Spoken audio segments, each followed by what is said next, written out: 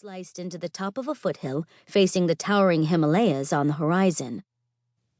Max stepped out of the plane and realized, because of the high altitude, she was breathing faster. Her heart was beating faster too, trying to increase the amount of oxygen in her blood. She knew that if she stayed at this altitude for a few days, her body would start to restructure itself on a microscopic level to make things easier. She'd actually start growing more capillaries throughout her body to deliver more blood, and therefore more oxygen to all of her tissues and organs.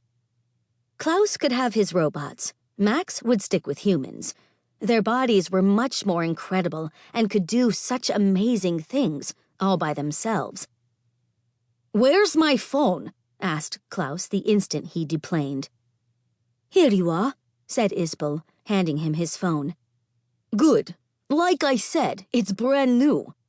In fact, this model hasn't even officially come out yet. A fan sent it to me for my birthday." "A fan?" said Max, arching an eyebrow. "Some guy from the U.S., a doctor. He lives outside Boston." "Boston?" said Charles, sounding slightly alarmed. "Yeah, guess he heard about what we'd done in the Congo and wanted to send me a thank you gift for my birthday. He said he was going to send one to you too, Max." "Really?" "He asked for your address, so I gave it to him." Klaus was about to turn on his phone when a voice behind him shouted, "Dude, don't!" Klaus froze. "What?" he said, turning around. Kido was there, holding up both his hands. "Do not turn on that phone, man." Kido, who was wearing a hoodie and sweatpants, even though the Indian air was sweltering, was another member of Max's CMI team. He hailed from Oakland, California, not far from Silicon Valley. A computer scientist and self-proclaimed coolest kid on the CMI team, he was an expert coder and hacker who studied at Stanford University when he wasn't busy guest lecturing there. "Do not touch that button, Klaus," echoed Charles as Kido slowly moved forward. "Drop it, dude," shouted Kido. "Chill, Kito," said Klaus, holding up both arms as if he were under arrest. "It's just a phone." "That's where you're wrong, man. A phone is never just a phone." "Kido?" said Max. "Great to see you, but, what's up?" "That thing in Klaus's greasy mitt is no ordinary phone," said Kido. "I know," said Klaus. "It's the new one."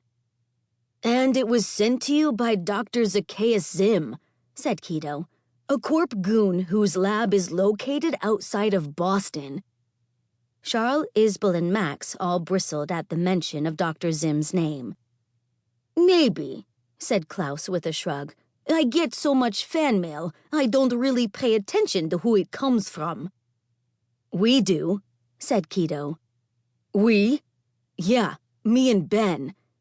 "You've been communicating with Ben?" asked Max. Kido nodded. "Everybody thought there was a leak at CMI.